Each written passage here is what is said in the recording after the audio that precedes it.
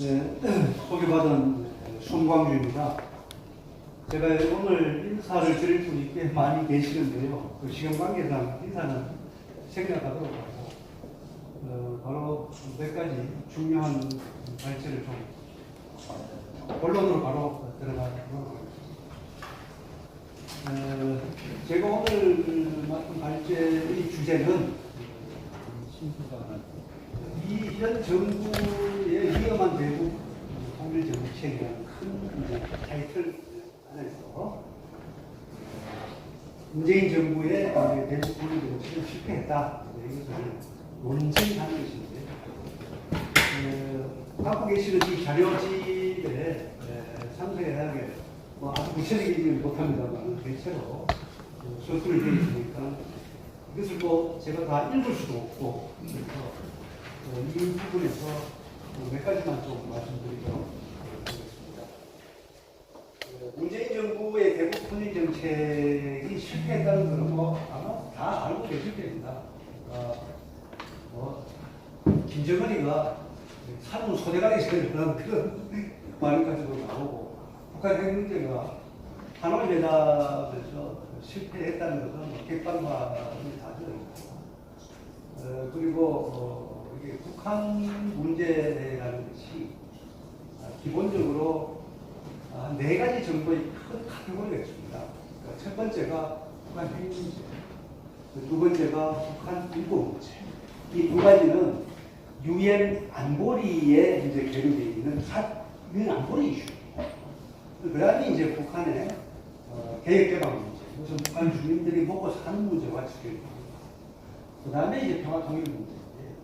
그 두 가지, 북한 핵 문제와 북한 인권 문제는 우리에게 지금 시급한 문제고, 개혁개방의 문제는 북한 핵 문제가 풀려나가면서 일정하게 어떤 가능성을 좀 엿보는 그런 문제입니다. 그 결과 이제 평화통일로 가는 것인데, 이 네 가지가 한 그룹이라도 진보하기는 그냥 완전히 뒤로 이제 퇴보를 하는 거죠. 그래서 그런 부분에 대해서 다 알고 계실 텐데, 제가 오늘 드리고 싶은 것은 이제 주제는 오늘이 6.15 공동선언의 21주년입니다. 그래서 문재인 정부의 대북 통일 정책이 2000년 김대중 정부의 6.15 남북 공동선언, 그 다음에 노무현 정부의 14선언, 그리고 이어서 이제 문재인 정부의 판문점 선언하고 평양선언 이렇게 이어지는데, 이것이 전부 다 한 맥에서 쭉 흐르고 있습니다. 6.15 공동선언에 기초해서 14선언, 6.15 공동선언에 기초해서 판문점 선언 및 평양선언을 이어지는 것이기 때문에 지난 21년 동안의 대북 통일 정책을 좌파 정부가 이렇게 수행을 해왔음에도 불구하고, 왜 어떻게 해서 핵 문제도 해결 안 되고, 인권 문제도 해결 안 되고, 개혁개방도 안 되고, 평화통일은 또 멀어지는 겁니다. 그러면 좌파 정부의 대북 통일 정책이 무엇이 문제이기 때문에 이렇게 자꾸 퇴보하는가라는 것에 대해서 근본적으로 우리가 인식을 바로잡을 필요가 있다는 겁니다. 그 점에 대해서 제가 말씀드립니다. 그리고 여기에 기초해서 그렇다면은 이제 우리 자유민주 진영, 보수 진영의 대북 통일 정책을 어떤 방향으로 가져가야 되는가에 대해서 두 가지에 대해서 좀 짧게 말씀드리겠습니다.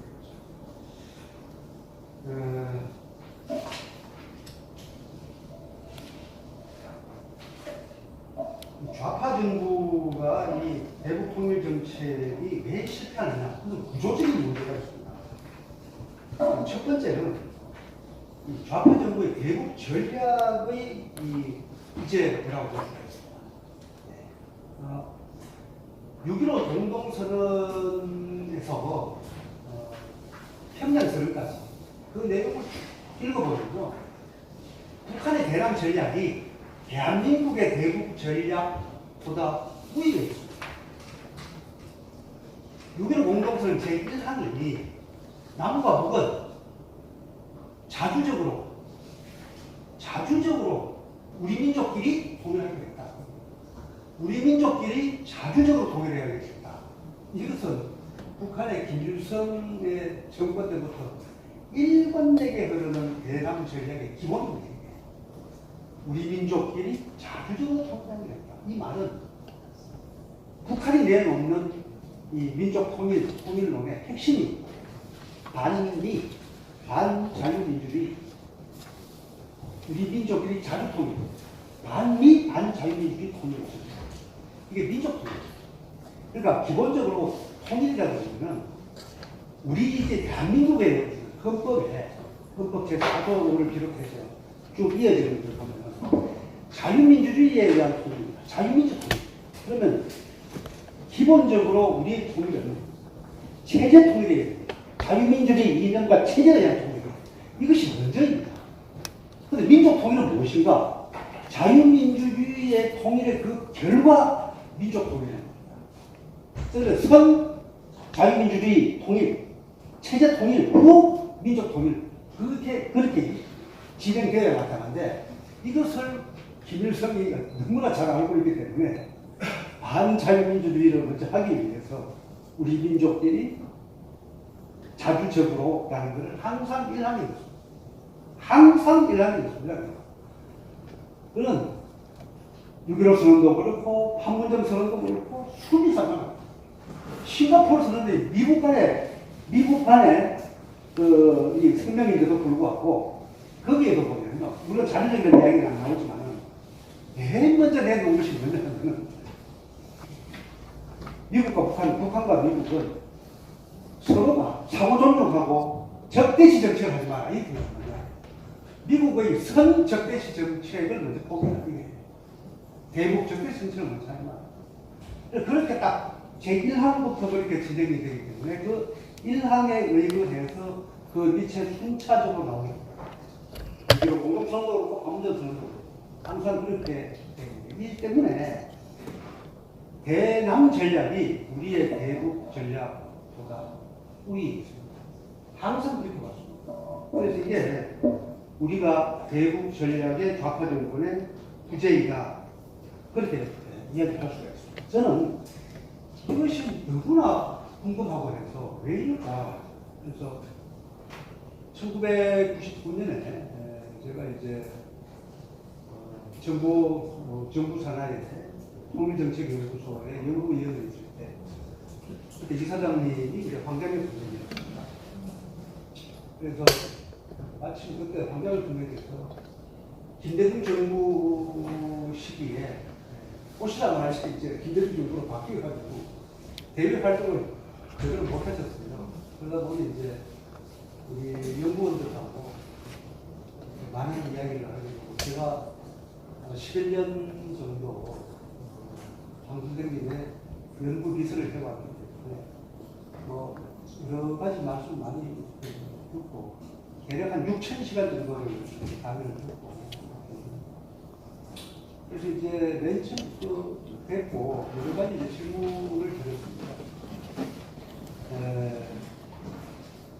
이제 제가 드린 질문 중에 하나 기억나는 게 북한은 정권 하나밖에 없다. 김일성, 김정일, 지금 김정일인데 이게 결국 김일성 정권이에요.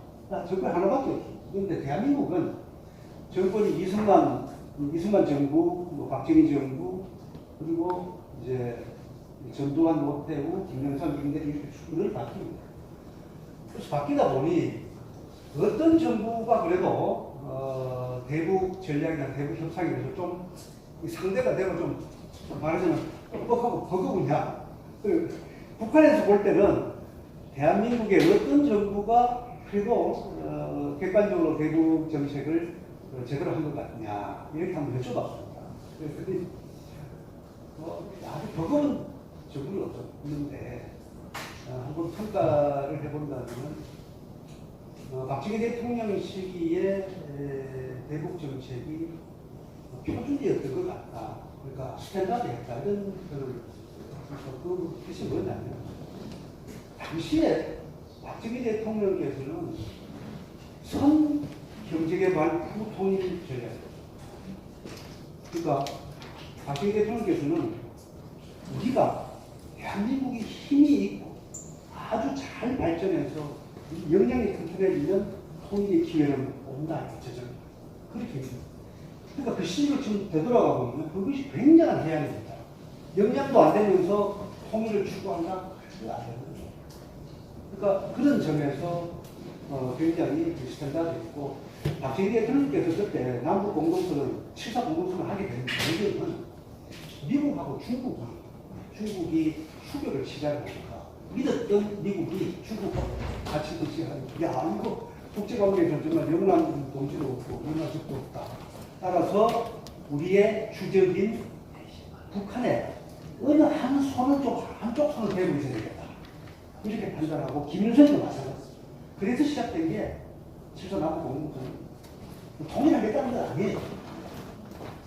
그런 점에서 이제 박정희 대통령의 대북 통일 정책이 당시 대한민국이 갖고 있는 역량에 기초해서 좀 더 표준적이었다고 생각합니다. 그리고는 이제 잠시 북한 정권이 좀 남한의 정권이 들어서 좀 긴장한 일이 한 번 있었답니다. 이게 뭐냐면 전두환 대통령이 들어서고 이게 박정희 대통령에 대해서는 뭐 북한이 너무 잘 알고 있으니까. 그런데 전두환 대통령은 어떤 사람인지 잘 몰랐다고 해요. 북한에. 그래서 군사적 확실한 색깔이 뚜렷한 군사 정권이었어. 혹시 북한에 대해서 어떠한 행동을 할지 모르겠다라고 좀 긴장을 했는데, 그때 이제 안보부장을 하셨던 그 장철원 부장이 그걸 홀로 단독으로 휴전선을 거쳐서 북한에 갑니다. 그래서 이야기 좀 합시다 이러면서 그러니까 북한에서 꽤 놀랐대요. 혼자 무장도 안 하고 혼자 와가지고 이야기 좀 하자. 그래서 만났습니다. 만나가지고 했는데 우리는 전쟁은 안 된다. 그리고 평화 같은 거 그런 이야기를 해서 북한이 좀 안심했다. 그런 이야기. 그리고는 이제 뭐 특별하게 북한이 더더욱간 것도 없었고, 김영삼 대통령 시기에 이제 끝내 남북정상회담이 이제 김일성이 죽는 바람에 성사가 되지는 못했는데, 오태우 대통령 시기에는 91년 남북 기본 합의서라는 게 있어요. 근데 그것이 남북 간의 불가침 및 화해와 협력에 관한 기본 합의서예요. 근데 그것을 북한이 받아들이게 된 것은 무슨 진짜로 남북 간의 화해 협력을 하고 통일하자는 게 아니라, 그 당시에 세계사의 큰 흐름이 91년에는 이제 소련 공산당이 무너지고 90년부터 전 세계 공산권이 도미노로 이제 무너지기 시작했어요. 근데 김일성이 볼 때는 이미 78년에 중국이 개혁 개방을 해서 북한 입장에서 볼 때는 뒷문이 어느 정도 열려버렸어요. 개혁 개방. 열리는 상태에서 휴전선을 통해서 앞문까지 열리게 되면 이거는 우리 정권이 유지할 수 없다. 이렇게 판단을 하고, 일단 미국과 대한민국의 영향력이 휴전선을 넣고 오는 것, 그것을 휴전선에서 스톱시키기 위해서 남북 간의 불가침 및 화해 협력에 관한 합의서를 체결한 거예요. 황교안 선생님이 그날을 이야기해 주시는데, 도장 찍는 날. 그때 김일성이가 대남 대화인을 직선기, 헬기죠. 헬기에 태워가지고 평양에 목랑가도 바로 불러들입니다. 불러들여가지고 파티를 냅니다. 그대들이 공화국이었다. 오늘 실컷 먹고 마시고. 그래서 91년 남북 기록하면서는 그 체결되게 된 배경이 미국과 대한민국의 영향이 전 세계적으로 공산권이 무너지기 시작합니다. 그 영향이 오는 것을 휴전에서 일단 스톱시키기 위해 그렇게 하고 있습니다. 이 크도 말하기 전에 북한은 지킬 생각도 없었던 거죠. 아예. 그리고는 우리가 이미 다 알게 되는데, 지금 대한민국의 대북 통일 정책, 대북 전략이 결정적으로 바뀌기 시작한 게 바로 2000년하고 정상회담. 우리 민족끼리 자율적으로 통일하는 겁니다. 이것은 그때부터 북한에 대해서 말은 포획된 상태에서 남북대화가 진행합니다. 그럼 우리가 그렇게 북한에 대해서 잘해주고 돈 갖다 줘, 그 다음에 또 쌀, 비료, 그리고 김정일 시기에 모든 끊어졌던 외교 관계를 김정일은 남한의 김대중 정부를 이쪽에 사다리로 이용해서 외교 관계를 다 뽑은 그런 것까지 다. 결국은 그것이 지금까지 노무현 정부 그리고 문재인 정부까지 이렇게 이어지고 있어요. 지금도 마찬가지 아닐까요? 문재인 정부 들어서 평양선언하고 판문점선언을 보면은 그 내용에서 적대적인 행위를 보수게 됐습니다. 그런데 개성에 있는 우리 공동연락사무소 아예 바로 회장 이 문재인 정부가 중재하겠다고 나섰는데 완전히 말하자면 뒤통수 맞았다고 생각을 하고 폭파해버리고 우리 해양수산부 공무원을 사살하고 이거 불평도 없어요. 그런 적대행위는 바로 그냥 판문점선언은 그 적시 상관이거나 다름없죠. 그래서 그럼에도 불구하고 또 지금 문재인 정부가 대화하자 그렇게 지금 하고 있고 아마 자녀 임기 동안에 또 아마 그런 걸 시도할 거라고 봐요. 뭐 대화하자, 또 남북 정상회담을 한번 해보자 이런 거 아마 분명한 시도를 할 겁니다. 그러나 제가 볼 때는 그 김정은이가 쉽게 응하지는 않고 응해봤자 손해고 정부도 바뀔 수 있고 그러나 선거에서는 아마 매우 반대적인 방식으로 도와드리는 것이다. 그러니까 직접적으로 도와드린다기보다는 정부가 바뀌지 않도록 어쨌든 이 현재 좌파 정부가 다시 정권을 창출할 수 있도록 아마 지원해주는 그러니까 그러한 방식이 공개적으로 말씀드리기도 그렇지만 지금까지 해왔듯이 그런 방식으로 아마 할 가능성이 있다 이렇게 생각을 합니다. 그러나 현재 문재인 정부가 자녀 임기 동안 할 수 있는 것은 문재인 정부의 한반도 평화 프로세스, 대북 통일 정책이 이제 할 텐데 이것이 실패하지 않았다는 것을 국민들에게 거짓말로 보여주기 위한 쇼를 할 가능성이 있다. 제가 볼 때는 그 쪽으로 아마 갈 가능성이 있다 이렇게 보여요. 그래서 이 요약해서 좀 말씀을 드리면은 우리 좌파 정부의 대북 통일 정책이 왜 실패했다. 북한의 대남 전략에 포획된 상태에서 그 카테고리 안에서 대북 전략을 수행했기 때문에 우리 파트는 어쩔 수 없이 거기에서 빠져나오기 힘들게 되죠. 그래서 그것이 바로 우리 민족끼리 자유롭게 통일하자는 이한 문장 속에 감축되어 있다고.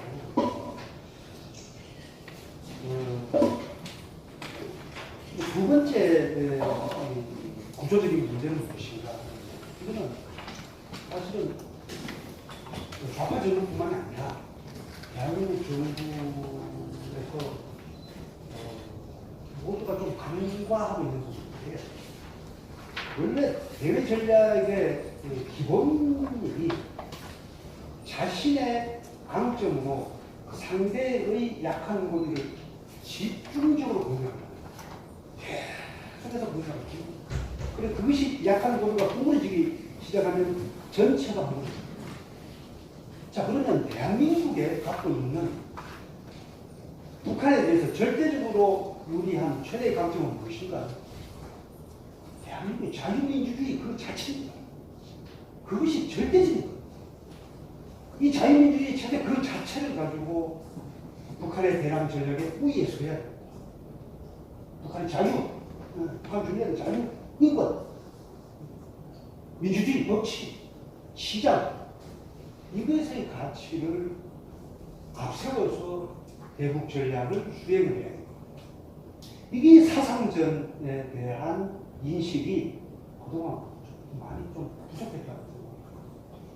그래서 지금부터라도 북한의 대북 전략을 수행을 할 때는 이 대한민국이 갖는 자유민주주의 체제 그 자체를 앞세워서 최대 강점으로 내세운다. 이것을 명제로 놓고 그 산하의 정책과 전략 전술을 비롯하는 것. 이것이 굉장히 중요한 문제가 아닌가 저는 생각합니다. 그런 각도에서 볼 때는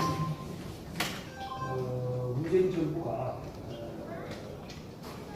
헌법을 위반하고 국제법을 위반하고 한 꽤 많죠. 지금 자료실에 보면 자료실 15페이지예요. 한번 보면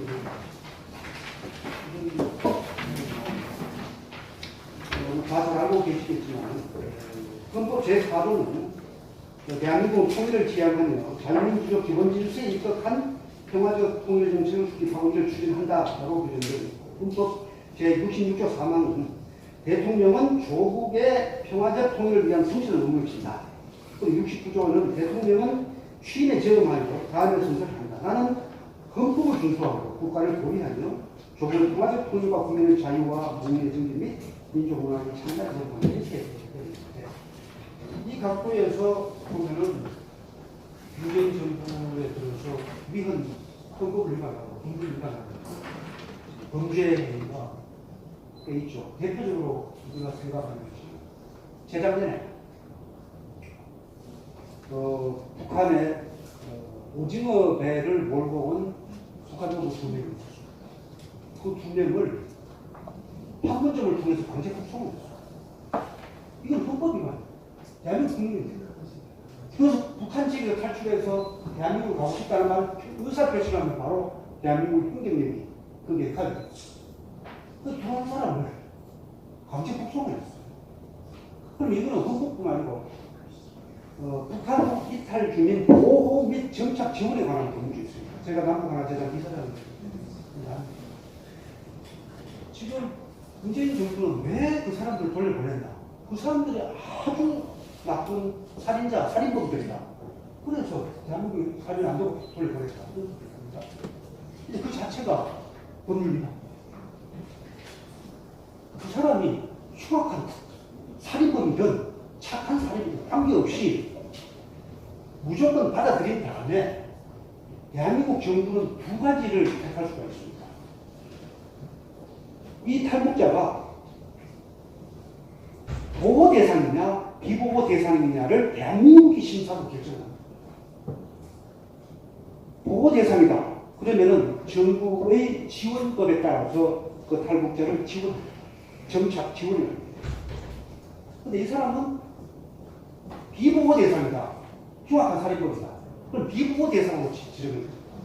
그 비보호 대상으로 지정이 되면 일정 기간의 시간을 거쳐서 이 사람이 대한민국 국민으로서 보호 대상이 될 때까지 시간이 지난 다음에 지원을 해줘야 됩니다. 이게 대한민국 헌법적 법률이에요. 그런데도 불구하고 그냥 강제 구속을 해요. 그래서 헌법과 법률과 그리고 공공방지협약이 있습니다. 국제법 속에 국제규범의 공공방지협약을 위반합니다. 대부분 판례들이 이것은 명백한 범죄 행위이기 때문에 자유민주 정부가 들어서게 되면 이 반드시 사법당국에서 그 범죄를 수사하게 됩니다. 너무나 명백한 범죄입니다. 그래서 이런 각도에서 보자면은 향후 이제 내년 3월 9일에 이제 대통령 선거가 있는데 이제 정부가 이제 바뀌게 되면 해야 할 일이 꽤 있는데 뭐 지금 조금 더 빠르게 보자면 일부분 그냥 간단히 정리만 하고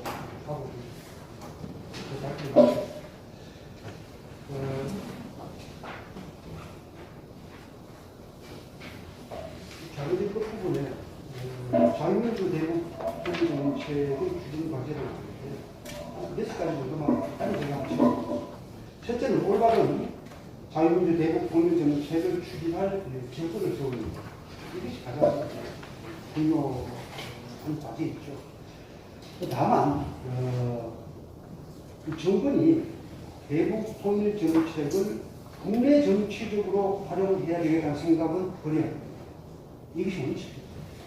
대북 통일 정책은 헌법에 준거하고 다수의 국민적 지지를 받으면서 초당적으로 추진한다는 원칙을 다시 세워야 됩니다. 그렇게 해야만이 대북 통일 정책을 가지고 대한민국 국민이 분열되고 국민이 둘로 나눠지는 그 다음이죠. 두 번째는 강력한 한미군사동맹을 기반으로 북한이 군사적으로 소관하지 못하도록 압도적인 군사적 체제를 유지해야 된다. 이것은 북한하고 중국도 마찬가지지만 저 사람들의 사고방식, 멘탈 스트럭처를 보면 유물론자들은 힘과 돈에 반드시 굴복합니다. 압도적인 굴복을 합니다. 유물론은 그렇게 되어 있습니다. 그러니까 우리 2015년도에 박근혜 정부 때 저들이 휴전선 인근에 확성기를 멈추라고 그래요. 48시간 이내에 멈추지 않으면은 우리가 포를 쏘겠다 해서 한 달을 쏘고 우리가 대응을 아주 굉장히 대응을 많이 했습니다. 그랬더니 바로 세 사람이 북한에 왔어요. 거기 김남근이, 그 다음에 최용해, 그 다음에 주총정치부장은 황국장, 이래가 성명 내려서 이 말은 뭐냐면 압도적인 힘을 우세했을 때는 그들이 필요하면 그들이 협상을 하도록 합니다. 그래서 대북 협상도 우리가 제발 좀 협상해 주세요가 아니라 그들이 필요할 때까지 기다리는 거예요. 그들이 필요해. 쌀과 비료, 돈이 그들이 필요할 때까지 기다리는 거예요. 돈도 이게 군사력과 경제력을 이용하는 방식이고 그들이 필요하다. 그럼 왜 필요하냐 물어보고 그게 북한 주민에게 도움이 된다. 북한의 핵 문제, 북한의 인권 문제, 북한의 핵개방 문제에 부합한다. 그리고 멀지만 평화통일에 조금이라도 한 그릇이라도 앞당길 수 있는 그런 거다. 오케이, 지원해 주게. 그러니까 돈을 지원하는 것도 주었다. 필요하지만 안 주었다. 필요하면 주다가 이렇게 주체 우리가 주동성을 갖고 해야지 저들에 따라 움직이게 되면 한 판이 지금처럼 지게 됩니다. 세 번째는 현재의 한미일 관계를 개헌하는 동아시아 정세에 부합할 수 있도록 삼각 동맹 수준으로 한미일 관계 삼각 동맹 수준으로 지금 북한은 일본을 잘 이용하고 있습니다. 조총련을 만들어가지고 대남전략을 전쟁기지. 우리는 그걸 활용할 제대로 못하고. 그래서 일본을 우리가 대북 통일정책 수행하는 아주 중요한 그런 기준으로 우리가 같이 협력을 하려면 한미일 협력 관계를 거의 삼각 동맹 수준으로 같이 끌어오시기 바랍니다. 네 번째는 북한 인권 문제를 대북 통일 정책의 무슨 추진 과제로 상정해야 됩니다. 여기는 더 설명이 필요합니다. 다섯 번째는 지금 북한 주민들이 가장 절실히 원하는 건데요. 7년 비로 없다는 어느 탄핵자가 유튜브에서 하는 이야기를 제 정말 좋은 이야기인데 지금 북한 주민들이 절실히 원하는 것은 초코파이가 아니라 와이파이. 어느 젊은 녀석인데 그거 제가 듣고 정말로 감동했어요. 초코파이가 아니고 와이파이. 그러니까 저는 우리가 그것을 열어야 돼요. 지금 북한 주민들이 원하는 것은 자유인권 개혁에 맞춰서 이것은 우리가 분명히 아니고 그 방향에서 대북 통일을 포커싱을 해야 됩니다. 마지막으로는 이야기 너무 좀 길을 수가 있는데 짧게 좀 말씀드리면은 8차당 대회에서 김정은이 스스로 약간의 위기의식을 느끼고 있다는 것을 우리가 감지할 수가 있습니다. 반동 사성 문화배격도 만들고 동계 체험을 하고 항상 자수 남한의 USB 그러니까 남한의 한류 드라마를 보고 자수하라고 합니다. 만명이 있잖아요. 만명. 한개 도시였어. 이렇게 볼 때 원래 북한 정체주의 체제의 변화라는 것은 우리는 대한민국은 다원화된 사회입니다. 어느 사회 일각이 무너진다 하더라도 다른 데가 갈 수 있는데 정체주의 어느 하나가 무너지면 다른 데는 안 되고 소련 공산당의 개처 그때 같은 내부가 없기 때문에 북한 내부를 정밀하게 관찰하면서 이에 대비해야 된다. 조금 들으셨는지 모르겠습니다. 이상 제 발언을 마치겠습니다. 경청해 주셔서 감사합니다.